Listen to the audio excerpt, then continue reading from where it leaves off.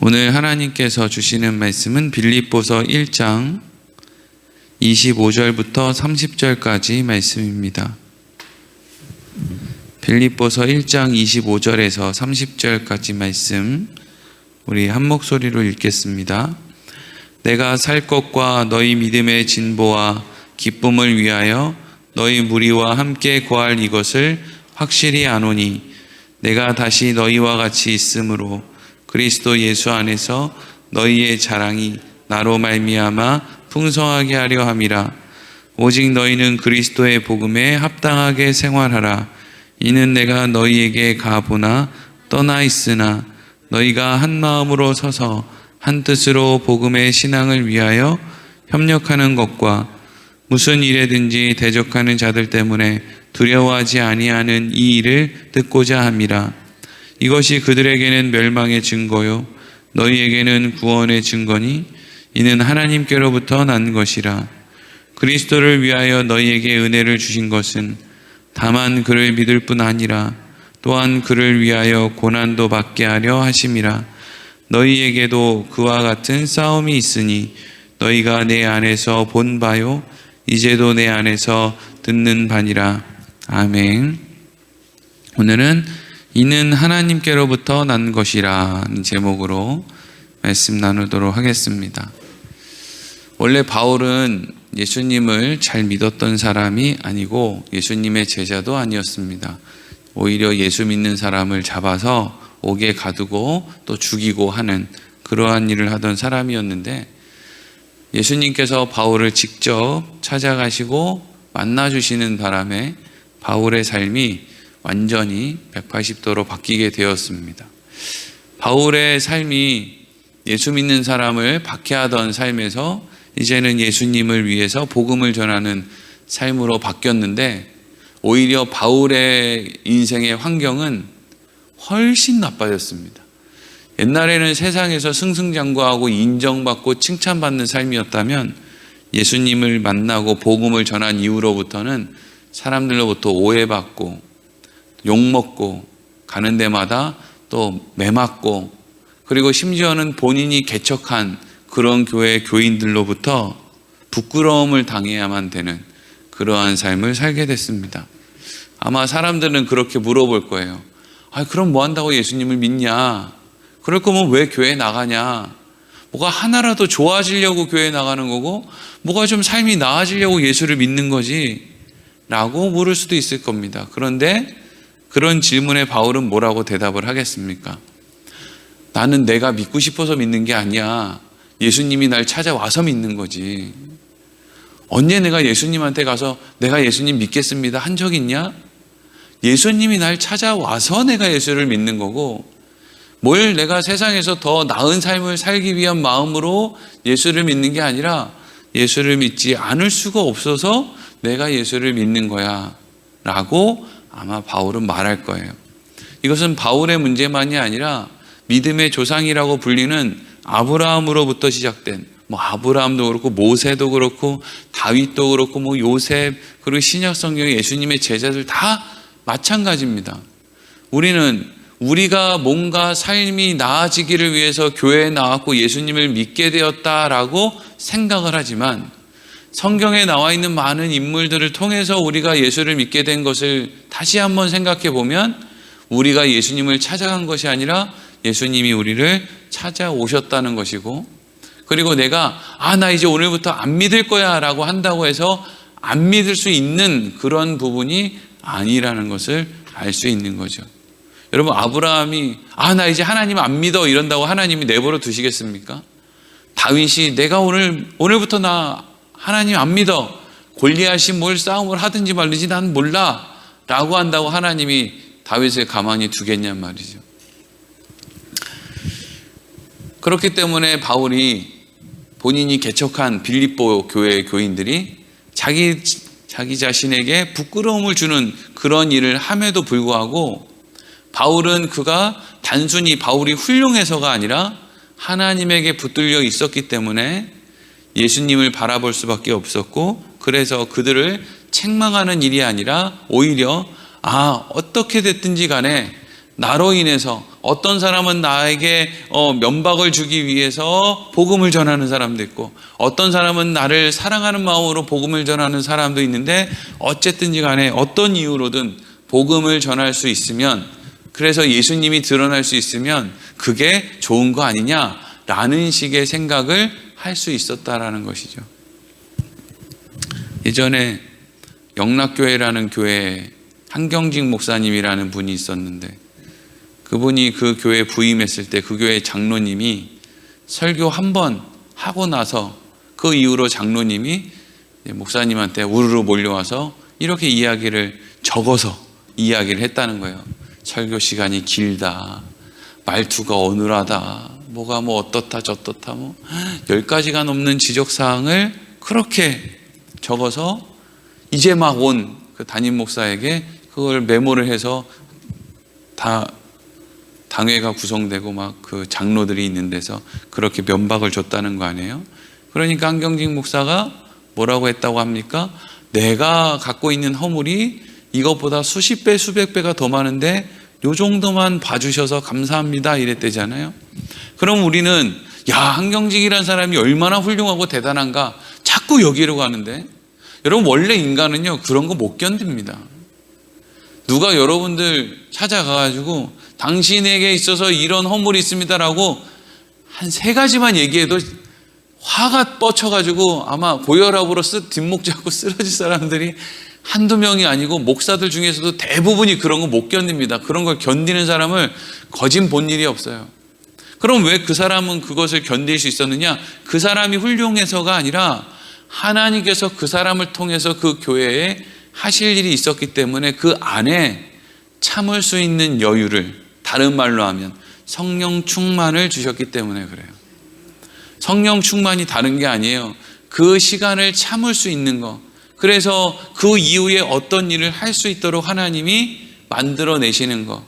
그래서 그 시간에 다른 것이 아니라 예수님이 나를 위해서 어떤 일을 당하셨나라는 것이 생각나게 되는 거. 그 성령 충만, 그것이 사람을 인내하게 만들고 그 시간을 지나가게 만드는 거거든요. 어떤 개인이 훌륭해서가 아니라 그때 그 사람은 성령 충만했다 할 수 있는 것이죠. 그리고 이후에 그 한 사람을 통해서 그 교회와 그 교회에 속한 모든 성도의 삶에 아주 좋은 영향력, 그리고 이 나라 이 땅의 많은 목회자들에게 또 맞아, 그때 한경직 목사님이 그렇게 했지 라고 하는 좋은 영향력을 끼칠 수 있었는데, 그것이 단순히 한 개인의 훌륭함 때문이 아니었고, 바울도 그렇고 한경직 목사도 그렇고 다 하나님께서 그들을 붙들어 주셨기 때문이고 성령 충만하게 해주셨기 때문이다 하는 거예요. 그러면서 바울이 이제는 뭐라고 하느냐? 나는 지금 살 만큼 살았고, 나이도 노년이고 건강도 안 좋고, 그리고 나를 부끄럽게 하는 사람들, 물론 부끄럽게 하는 사람들이 있지만 어쨌든지 간에 나를 대신해서 지금 복음을 전하는 사람들도 있고, 그러니까 나는 지금이라도 얼른 우리 아버지가 계신 곳 천국에 가서 살기를 원하지만, 그게 나한테는 좋지만, 그럼에도 불구하고 내가 이 땅에 사는 날 동안은 열심히 건강하게 최선을 다해서 지혜롭게 살려고 하는 이유는 그것이 너희들에게 유익하기 때문이다 라고 하는 이야기를 하지요. 그리고 바울이 생각하는 빌립보 교회 교인들에게 유익이 되는 삶이라는 게 무엇인가? 25절과 26절을 읽겠습니다. 시작. 내가 살 것과 너희 믿음의 진보와 기쁨을 위하여 너희 무리와 함께 거할 이것을 확실히 아노니, 내가 다시 너희와 같이 있으므로 그리스도 예수 안에서 너희 자랑이 나로 말미암아 풍성하게 하려 함이라. 아멘. 내가 너희들에게 유익을 주기 위해서 너희들과 함께 있을 거야. 당장 죽어서 하나님 나라에 가는 게 좋지만 나는 최선을 다해서 너희들과 함께 있을 거야. 그래서 너희에게 유익이 될 거야. 바울은 내가 돈을 많이 벌어서 선교를 많이 하고 후원을 많이 하고 복음을 많이 전해서 사람들을 예수님께로 인도해서 그것이 너희들에게 유익이 될 거야, 이게 아니고요. 무슨 이야기를 하고 있냐면, 내가 그냥 너희들과 함께 사는 것, 너희들 무리에 내가 함께 거하는 것, 그것이 너희에게 유익이다라고 이야기를 하는 거죠. 그럼 왜 바울은 이것을 유익이라고 이야기하고 심지어는 내가 너희들 가운데 사는 것이 너희들에게는 자랑거리가 될 거야 라는 이야기를 하고 있는데, 이게 여러분 어떻게 보면 너무 좀 교만하게도 들리는 얘기잖아요.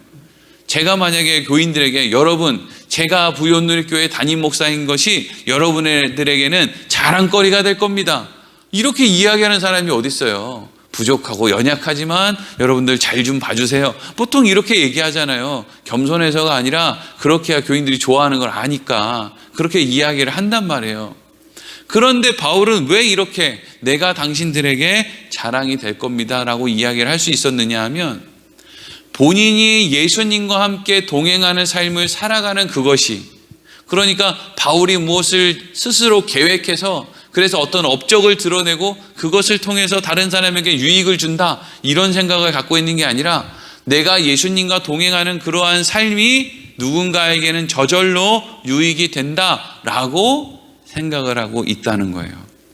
우리는 내가 계획을 세워서 교회 교인을 몇 명을 모으면, 교회를 얼마나 크게 지으면, 그래서 무슨 비전센터, 선교센터 짓고 어떻게 하는 그 기준을 세워놓고 그 기준에 다다르면 내가 하나님께 영광을 돌렸어 라고 하는 생각을 가지고 있는 경우가 많이 있는데, 바울은 그렇게 하지를 않고 내가 감옥에 있든지 빌립보 교회에 있든지 어디 있든지 간에 예수님과 내가 함께하는 삶을 살면 예수님은 내가 예수님 때문에 사람들에게 자랑거리가 되게 해 주실 것이다 라는 믿음이 있는 거예요. 그러니까 어떤 사람이 한 가정의 가장으로 직장 생활을 하든, 아니면 또 특별한 경우에 또 부부가 같이 돈벌이를 하지 않고 집에서 그냥 살림을 하든, 어떤 자리에 있든지 간에 내가 예수님과 함께 동행하는 삶을 살면 그 사람이 가정에 있든 직장에 있든 어디에 있든지 간에 누군가에게 자랑거리가 된다 하는 거예요. 여러분, 대한민국의 기독교 믿음이 어떤 계보를 따라 흘러왔습니까? 굳이 따지면 그냥 집에 계신 어머니들을 따라 믿음의 계보가 흘러온 거죠. 아버지들은 대부분 안 믿잖아요. 대부분 안 믿거나 좀 믿는다 싶으면 교회에 와서 문제 일으키거나, 둘 중에 하나예요. 대부분의 어머니들이 새벽 기도도 다 하고 교회에서 밥도 다 하는데 교회에서 장로도 안 시켜줘. 그런데도 믿음 생활은 더 열심히 해. 그렇게 계보가 흘러왔어요. 남자들은 신앙생활 좀 뺀질뺀질하게 하고 주방에서 밥도 안 하는데 장로 목사는 다 거진다 남자들이에요. 그렇잖아요. 그럼에도 불구하고 한 가정에 이 가정에는 어떻게 믿음이 이렇게 이어질 수 있었습니까? 라고 하면 대부분의 자녀들이 누구를 자랑해요? 우리 어머니가 기도하는 어머니였습니다 이러지, 우리 아버지가 기도하는 아버지였습니다 이러는 건 제가 거의 들어본 적이 없어요. 그러면 우리 어머니가 기도하는 어머니였습니다 라고 고백을 하는 그 고백 안에는 우리 어머니가 돈도 많이 벌고 세상에 영향력도 있고 그래가지고 하나님께 영광 돌리고 교회도 몇 개씩 짓고 이랬습니다, 이런 게 있냐고요? 없어요. 그런 거 없어요. 아무런 세상에 눈에 보이는 대단한 일을 한 적이 없어요. 근데 그 가정의 자랑은 누구라고 이야기를 해요?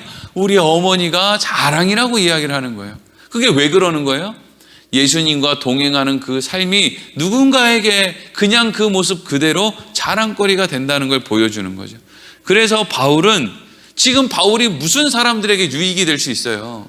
감옥에 갇혀있고 나이는 많고 돈은 10원도 없어가지고 추우니까 내 겉옷 좀 갖다 달라고 하는 그 정도의 상황인데 무슨 바울이 누군가에게 유익을 줄 수 있습니까? 그런데도 불구하고 내가 이 땅 가운데 사는 날까지 사는 것이 너희들에게 유익이다, 이것은 예수님이 나를 통해서 어떠한 일을 하는 것이 너희들에게 자랑거리가 될 것이다 라는 걸 이야기하고 있는 거예요.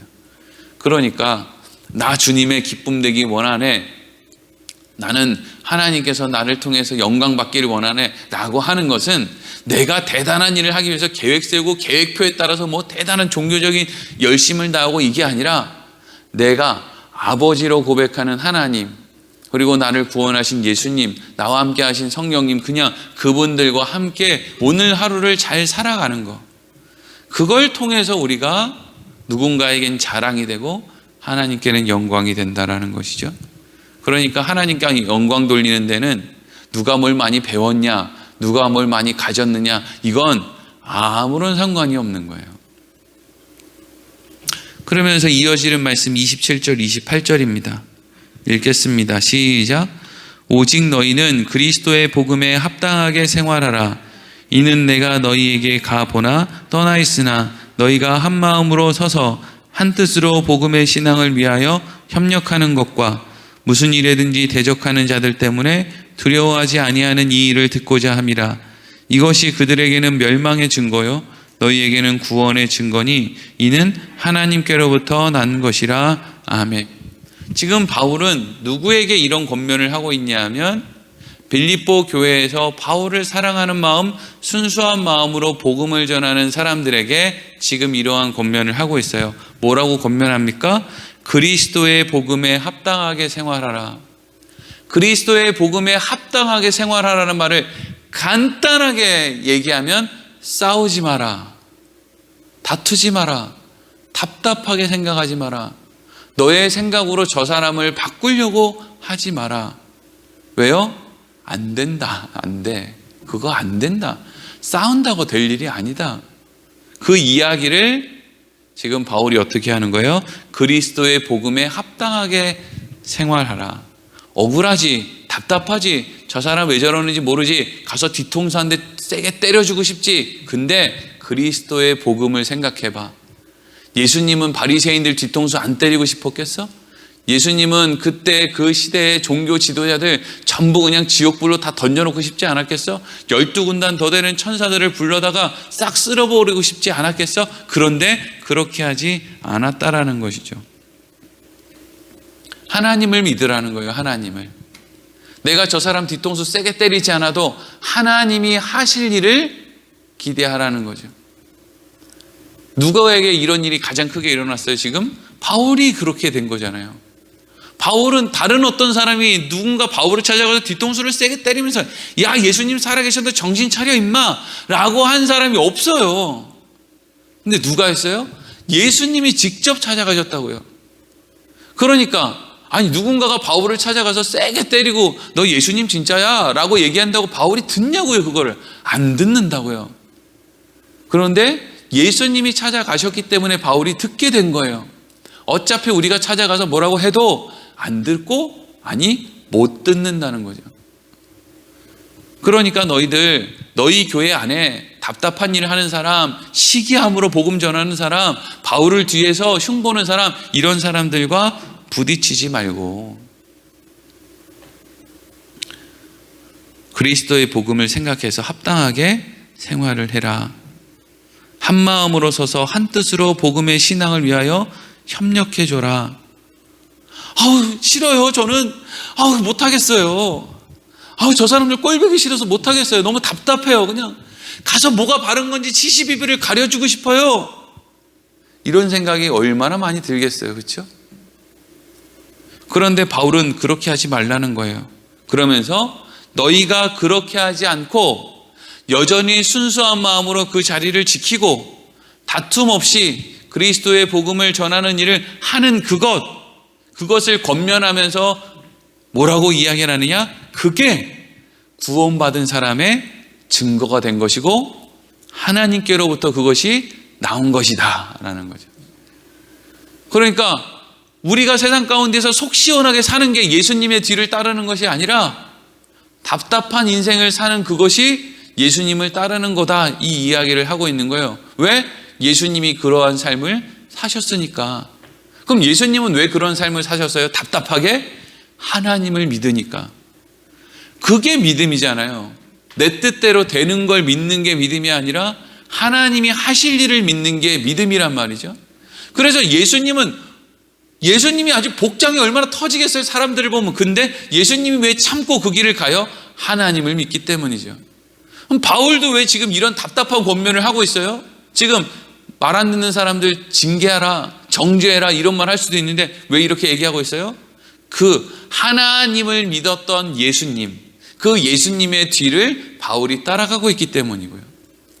많은 사람들 가운데 대부분의 사람들은 답답함을 못 참고 둘 중에 하나죠. 답답함을 못 참아서 안 해 이러고 말든지, 아니면 답답함을 못 참아서 화를 내든지, 둘 중에 하나예요. 근데 지금 바울은 뭐 하라는 거예요? 답답함에도 불구하고 안 해라고 하지 말고 묵묵히 그 자리를 지키라는 이야기잖아요. 그러면서 그렇게 하는 게 하나님께로 나왔다는 증거가 된다. 또 내가 구원받은 사람이라는 증거가 된다. 다른 말로 하면 네가 예수님의 길을 따라가고 있다는 증거가 된다라는 생각을 하라는 거예요.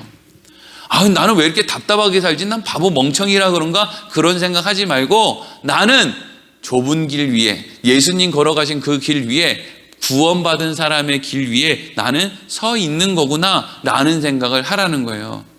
교회에서 막 내가 제일 힘세고 막 깨춤추고 깔깔거리고 돌아다니는 그 사람이 구원받은 사람이 아니고, 아무 말 없이 그냥 그 자리를 눈이 오나 비가 오나 잘 지키면서, 아니 교회에서의 또 자리를 지키려면 또 목사들이 또 교회에서 또 잘하라는 이야기, 여러분 가정에서 믿음의 자리를 비가 오나 눈이 오나 한결같이 묵묵하게 지켜내라는 거예요. 그게 그래 맞아, 난 그렇게 해야지 이런 생각이 든다? 그럼 나는 구원받은 사람이구나, 하나님의 자녀구나, 그래서 내가 그렇게 할 수 있구나 라는 생각을 가지라는 것이죠. 그래서 마지막으로 29절 30절입니다. 읽겠습니다. 시작. 그리스도를 위하여 너희에게 은혜를 주신 것은 다만 그를 믿을 뿐 아니라 또한 그를 위하여 고난도 받게 하려 하심이라. 너희에게도 그와 같은 싸움이 있으니 너희가 내 안에서 본 바요 이제도 내 안에서 듣는 바니라. 아멘. 이 말씀이 지금 우리에게 하는 핵심은 뭐냐면요, 여러분, 하나님은 이 세상에 존재하는 그 어떤 것에도 관심이 없어요. 하나님은 무엇에 관심이 있냐면요, 영원까지 이어지는 것에 관심이 있는 거죠. 그렇잖아요. 영원히 사는 사람에게 있어서 영원하지 못한 게 무슨 의미가 있겠어요. 그렇기 때문에 하나님께서는 이 땅에서 누구에게만 관심이 있느냐? 구원받은 사람들에게 관심이 있어요. 왜? 그 사람들은 영원할 거거든요.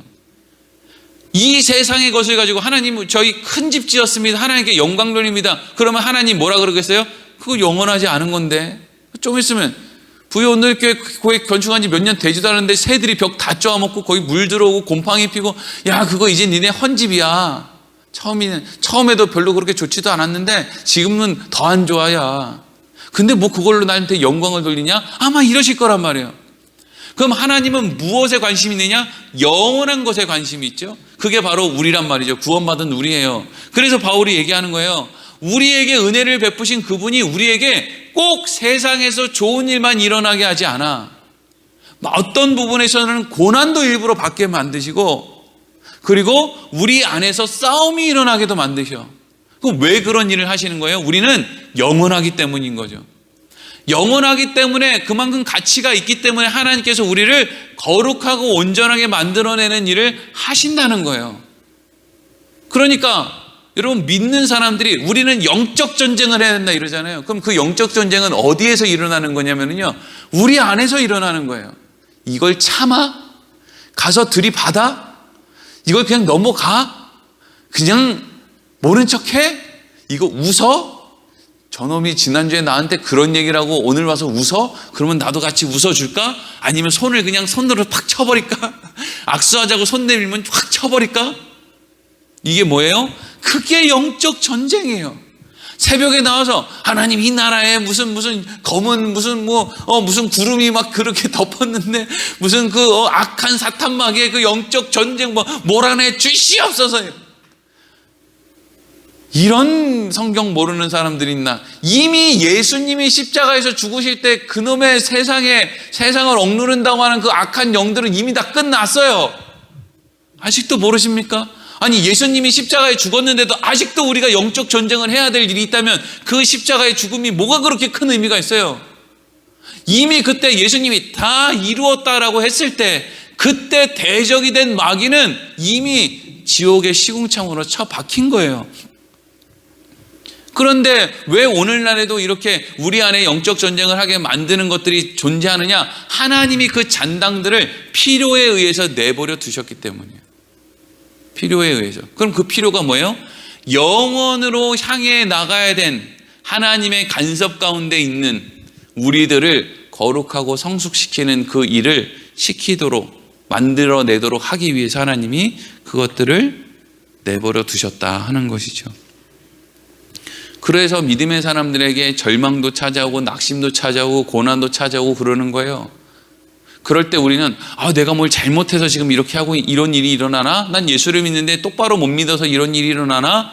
그렇게 하면 안 돼요. 그런 생각을 가지면 여러분 의도를 가지고 접근하는 사람들에게 이용당할 수가 있죠. 목사들이 이렇게 얘기하는 거예요. 집사님, 권사님 왜 지난주에 넘어지셔서 이마가 깨졌는지 아세요? 이번에 맥주 감사원금 조금밖에 안 해서 그래요. 그래요 목사님? 그럼 제가 맥주 감사원금을 더 많이 해야 되겠네요. 이런 유치한 대화를 주고받는 그러한 정도의 믿음 생활을 할 수밖에 없다니까요. 뭐를 바르게 알지 못하면요, 하나님은 영원에 이르는 나를 거룩하고 성숙하게 만들기 위해서 때론 우리에게 절망도 낙심도 고난도 허락해 주시는 분이시다 라는 그 가장 중요한 것을 깨닫지 못하면, 아니 내가 왜 믿는데 나한테 이런 고난이 찾아오지? 이것에 대해서 꼭 내가 뭘 잘하면 복받고 못하면 고난받고 이런 식으로 이해를 하기 시작하면 사람들에게 속아 넘어가기가 딱 좋고 인생 낭비하기가 딱 좋아요. 그래서 바울은 이야기하는 거예요. 빌립보 교인 가운데 구원받은 사람들아, 내가 하는 말에 들을 귀가 열린 사람들아, 하나님의 자녀들아, 너희의 삶의 자리를 잘 지켜가라. 너희들이 하는 일을 믿는 게 아니라, 너희 손을 믿는 게 아니라 하나님이 하실 일을 믿고 타인을 정죄하고 뭘 판단하고 이런 거 하지 말고 너희의 삶의 자리를 지키면, 사도 바울이 예수 믿는 사람 잡아 죽이러 다니던 바울이 뒤집어져서 복음을 전하는 사람이 된 것과 같은 일들이 너희 안에도, 너희 교회 안에도 반드시 일어나게 될 것이다. 누가 그 일을 한다는 거예요? 하나님이 한다. 그러니까 하나님을 믿어라 하는 것이죠. 오늘 하루 우리의 삶이 하나님을 온전히 믿는 삶이 되기를 소망합니다. 기도하겠습니다.